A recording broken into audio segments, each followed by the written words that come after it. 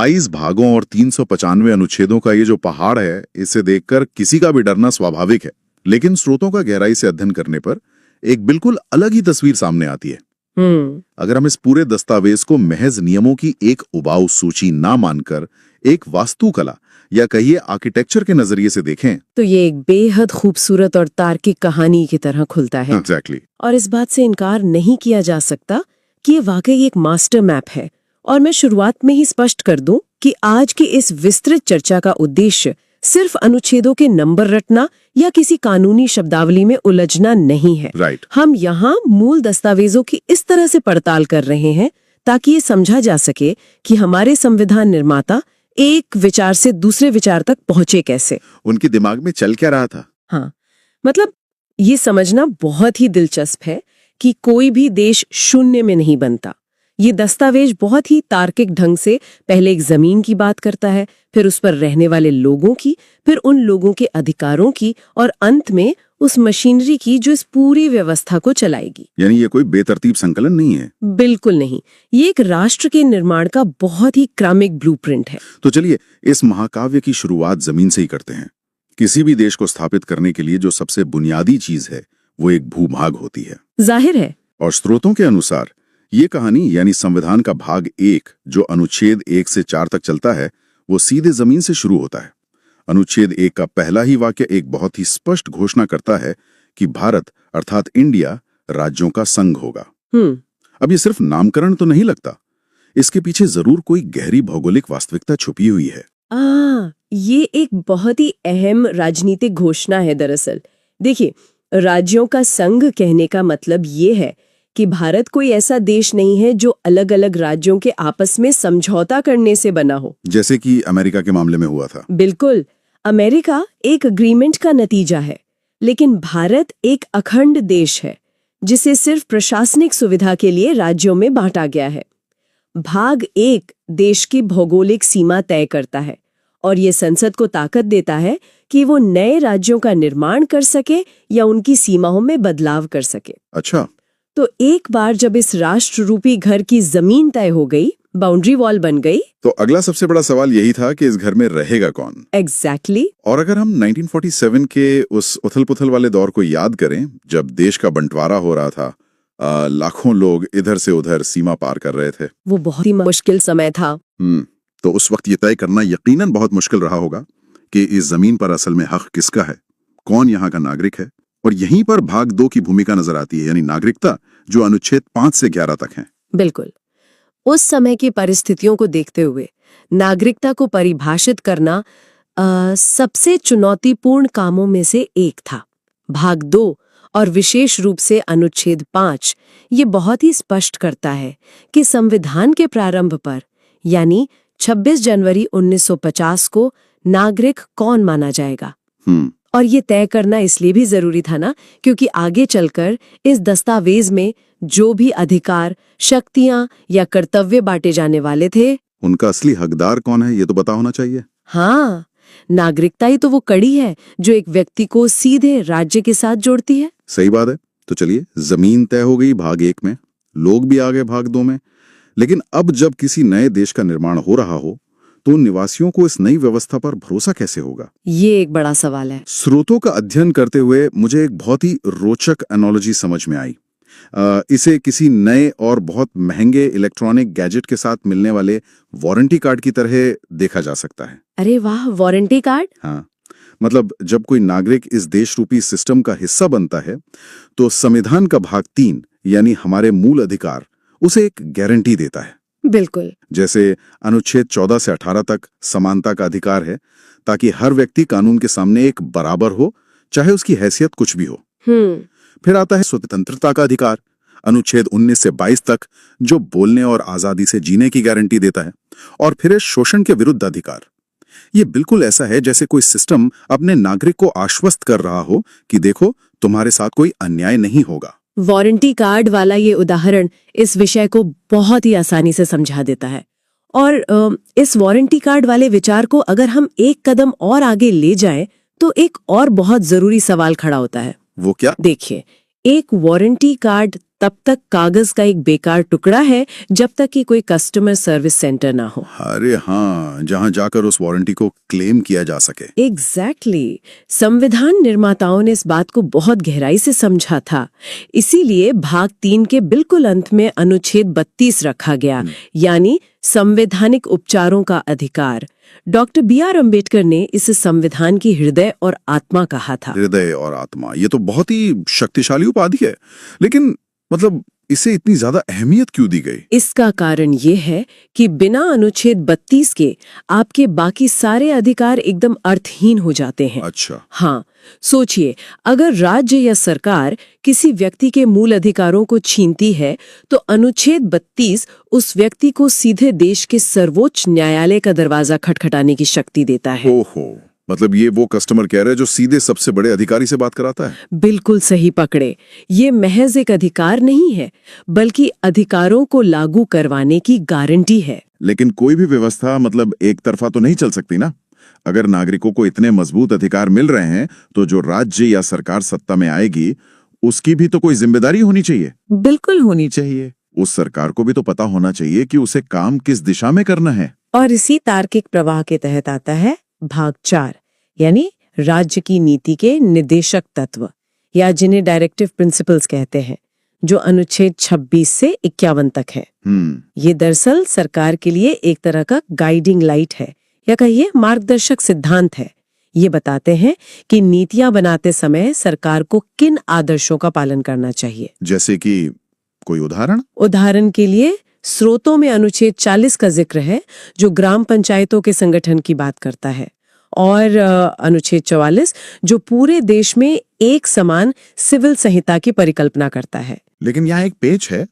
स्रोतों से ये स्पष्ट होता है कि इन निर्देशक तत्वों को लेकर कोई अदालत नहीं जा सकता, यानी ये कानूनी रूप से बाध्यकारी नहीं है। हाँ, ये एक बहुत ही बारीक बिंदु है। इन्हें अदालतों द्वारा जबरदस्ती लागू नहीं कराया जा सकता, और इसका कारण ये था कि जब देश आजाद हुआ था, तब हमारे पास इतने संसाधन ही नहीं थे कि हर चीज की तुरंत गारंटी दी जा सके। राइट, पैसा और इंफ्रास्ट्रक्चर की कमी थी। हाँ, लेकिन संविधान निर्माता ये जरूर चाहते थे कि भविष्य की सरकारें इन लक्ष्यों की ओर बढ़ें। ये देश के शासन में मूलभूत है, और किसी भी सरकार के प्रदर्शन को मापने का एक बहुत बड़ा पैमाना है। और इसके साथ ही बाद में एक और संतुलन जोड़ा गया।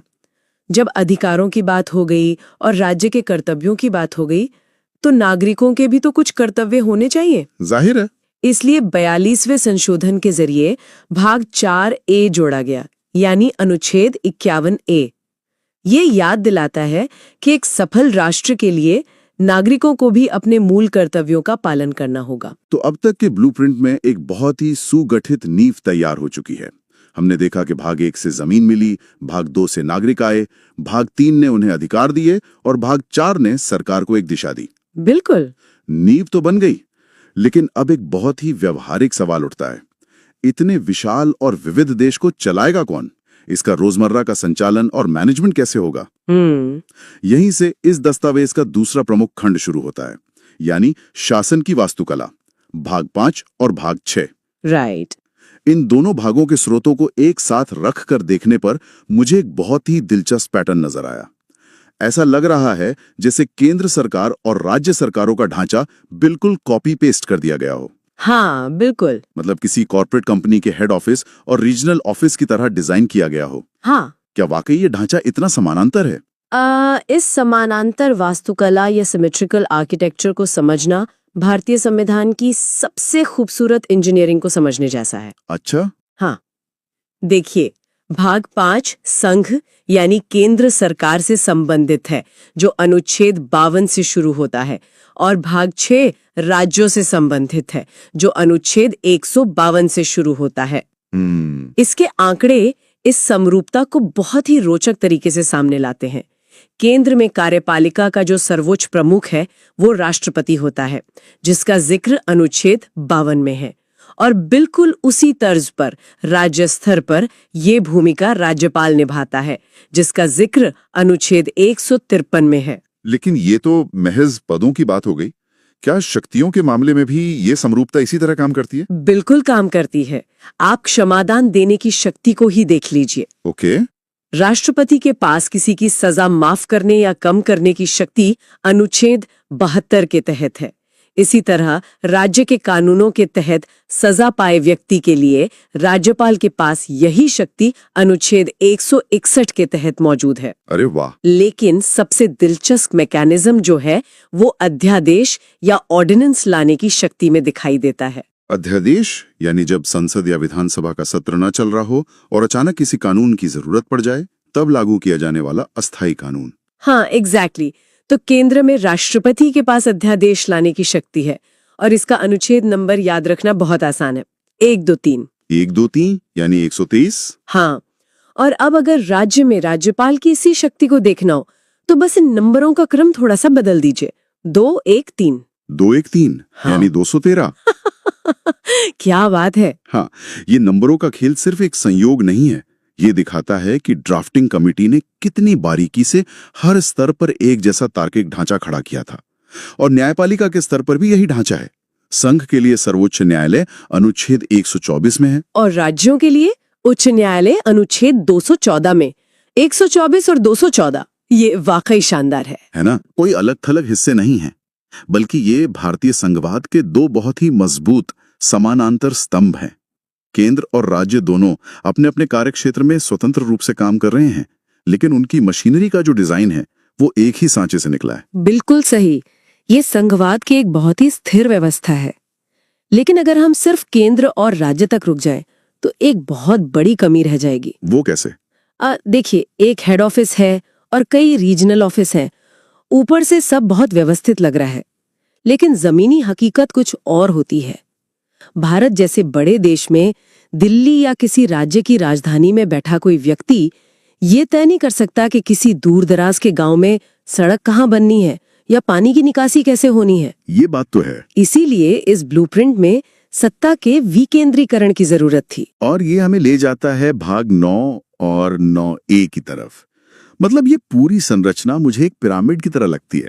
सबसे ऊपर संघ, उसके नीचे राज्य, लेकिन उस पिरामिड का जो सबसे चौड़ा और मजबूत आधार है वो है स्थानीय प्रशासन। एग्जैक्टली। भाग 9 पंचायतों की बात करता है और भाग 9A नगर पालिकाओं की। हाँ, ये लोकतंत्र को जमीन पर सीधे आम नागरिक के दरवाजे तक ले जाने की व्यवस्था है। हालांकि पंचायतें पहले भी थीं, लेकिन उन्हें एक मजबूत संवैधानिक आधार बहुत बाद में 73वें और 74वें संशोधन के जरिए मिला। राइट। इसने ये सुनिश्चित किया कि स्थानीय स्तर पर नियमित चुनाव हो, महिलाओं और पिछड़े वर्गों को प्रतिनिधित्व मिले और गांवों व शहरों के विकास के फैसले वहीं के लोग ले। ये सत्ता को दिल्ली से निकालकर चौपाल तक पहुंचाने का एक मैकेनिज्म है।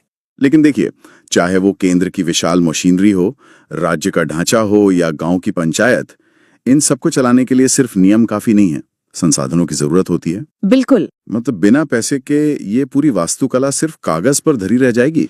और यही कारण है कि भाग 11 और 12 इस पूरी व्यवस्था की रीढ़ हैं। भाग 11 केंद्र और राज्यों के बीच विधायी और प्रशासनिक संबंधों को स्पष्ट करता है ताकि उनके बीच कोई टकराव ना हो।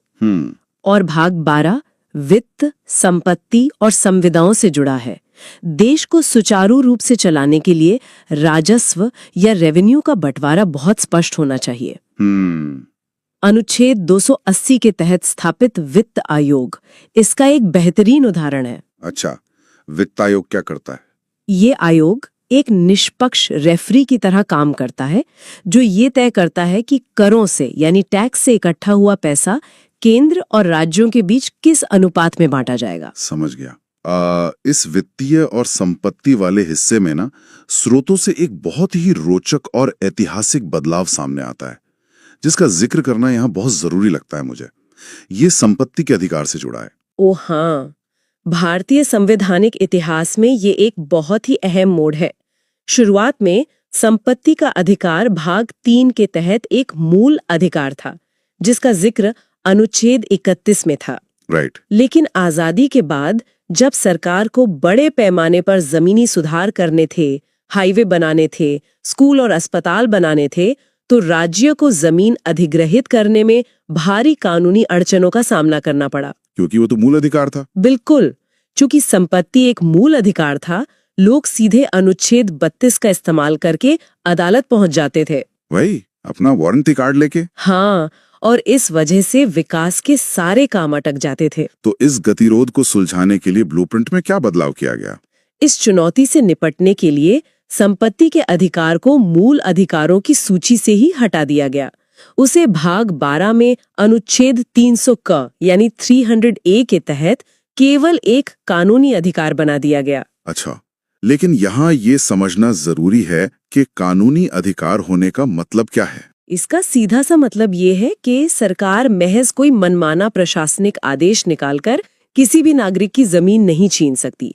ऐसा करने के लिए उसे विधि के प्राधिकार का पालन करना होगा, यानी बाकायदा संसद या विधानसभा में एक कानून पास करना होगा और उचित मुआवजा देना होगा। एग्जैक्टली। लेकिन अब ये वो हृदय और आत्मा वाले मूल अधिकारों की श्रेणी में नहीं रहा, जिससे विकास कार्यों में लचीलापन आया। ये एक बहुत ही व्यवहारिक समाधान था। तो अब तक की वास्तुकला में हमने देखा कि इमारत की नींव रख दी गई है, पिलर्स खड़े हो गए हैं, केंद्र, राज्य और स्थानीय स्तर की मशीनरी सेट हो गई है और वित्तीय लाइनें भी बिछ चुकी हैं। लेकिन ग्राउंड पर इस पूरे विशाल सिस्टम को चलाएगा कौन? ये नीतियां लागू कौन करेगा? इस पूरी व्यवस्था को दिन प्रतिदिन के स्तर पर संचालित करने की जिम्मेदारी भाग 14 पर आती है, यानी संघ और राज्यों के अधीन सेवाएं।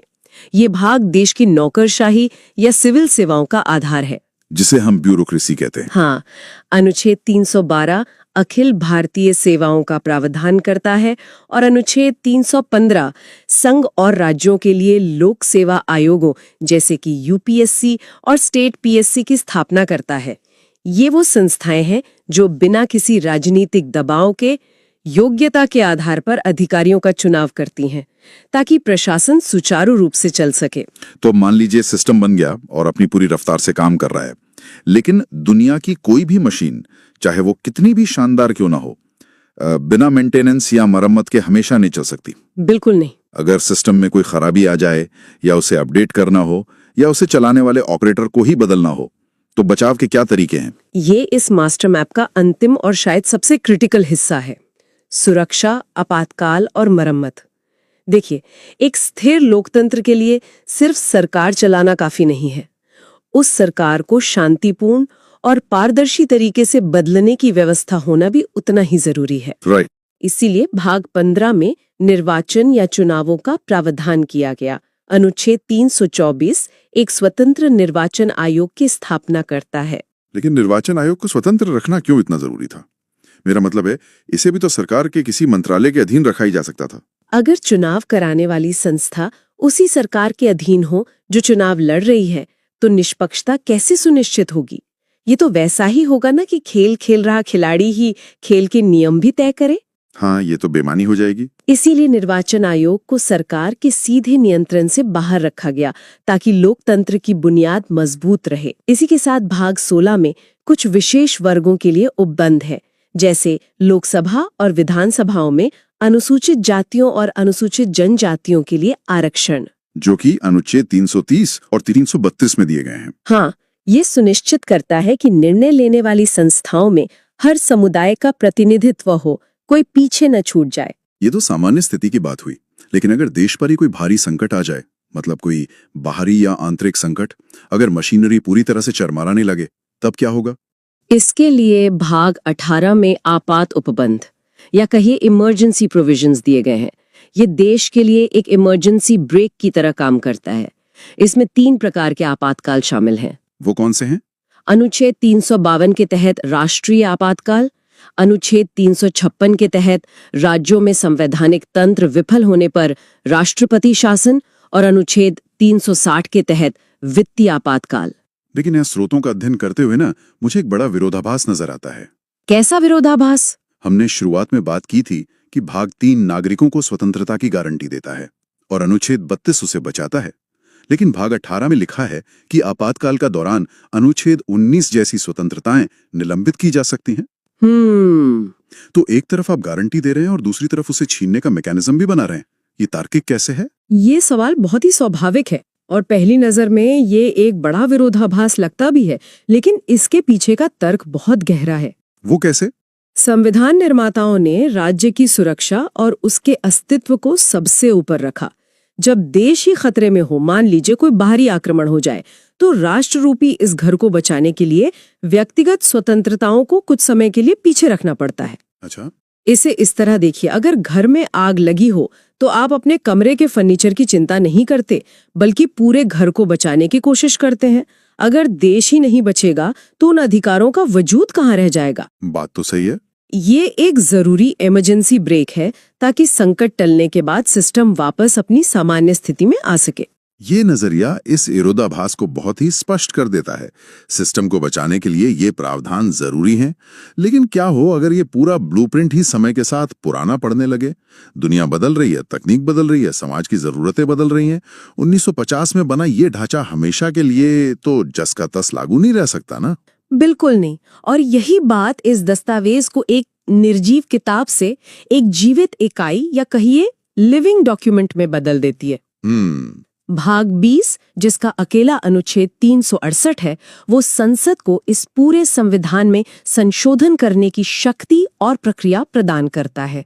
ये वो टूलकिट है जो इस बात की गारंटी देता है कि संविधान समय की मांग के अनुसार खुद को ढाल सकता है। यानी जरूरत पड़ने पर अपडेट किया जा सकता है। हाँ, ये ना तो इतना कठोर है कि इसे बदला ही ना जा सके, और ना ही इतना लचीला कि कोई भी इसे आसानी से मरोड़ दे। और इसके बाद भाग 21 और 22 आते हैं, जिनमें कुछ अस्थायी और विशेष प्रावधान हैं। और अंत में अनुच्छेद 393 से 395, जो इस पूरे महाकाव्य का संक्षिप्त नाम और इसके लागू होने की तारीख तय करके इसे एक औपचारिक समापन देते हैं। तो अगर हम पीछे मुड़कर इस पूरी वास्तुकला को देखें तो ये सिर्फ धाराओं की सूची नहीं है। वाकई ये एक राष्ट्र के निर्माण का एकदम सटीक और क्रमिक ब्लूप्रिंट है। हमने अनुच्छेद 1 की मिट्टी से शुरू करके भाग 2 के जरिए नागरिक बसाए। बिल्कुल। फिर भाग 3 में उन नागरिकों को हृदय और आत्मा वाले मजबूत अधिकार दिए। भाग 4 में सरकार को राह दिखाई। देश को चलाने के लिए भाग 5 और 6 में केंद्र और राज्य की एक शानदार समानांतर वास्तुकला खड़ी की। सही कहा। फिर भाग 9 के जरिए सत्ता को दिल्ली से निकालकर गांव की पंचायतों तक पहुंचाया। और अंत में किसी भी संकट से निपटने के लिए भाग 18 के आपातकालीन ब्रेक लगाए और समय के साथ चलने के लिए भाग 20 के तहत इसे अपडेट करने का टूलकिट भी दिया। ये भारतीय लोकतंत्र का एक अद्भुत और तार्किक प्रवाह है। इस पूरे मास्टर ब्लूप्रिंट और इसके विकास के विश्लेषण के बाद ना एक बहुत ही दिलचस्प दार्शनिक विचार सामने आता है। ग्रीक दर्शन में थीसियस की नाव का एक बहुत मशहूर उदाहरण है। अच्छा, वो क्या है? अगर एक पुरानी नाव की लकड़ियां समय के साथ मरम्मत करते करते एक एक करके पूरी तरह से बदल दी जाए, तो क्या वो अंत में वही पुरानी नाव रहती है या वो एक नई नाव बन जाती है? ओहो, ये तो बड़ा गहरा सवाल है ना? भाग 20 का अनुच्छेद 368 हमें इस संविधान को बदलने की ताकत देता है। आज तक इसमें 100 से भी ज्यादा संशोधन हो चुके हैं। बिल्कुल। कई पुराने प्रावधान हटाए गए, कई नए जोड़े गए। तो ये विचार करने वाली बात है कि इतने संशोधनों के बाद क्या आज हमारे पास जो संविधान है वो ठीक वही है जो 1950 में लिखा गया था, या फिर ये अब एक पूरी तरह से नई, विकसित और जीवंत इकाई बन चुका है जिसने अपना मूल स्वरूप बनाए रखते हुए भी समय के हर बदलाव को आत्मसात कर लिया है। हाँ, क्या जबरदस्त विचार है। थीसियस की नाव और इस मास्टर ब्लूप्रिंट का ये सफर दोनों ही समय के साथ ढलने और फिर भी अपनी मूल आत्मा को जिंदा रखने की एक बेजोड़ कहानी कहते हैं। इसी गहरे सवाल के साथ हम आज की इस विस्तृत चर्चा को यही विराम देते हैं।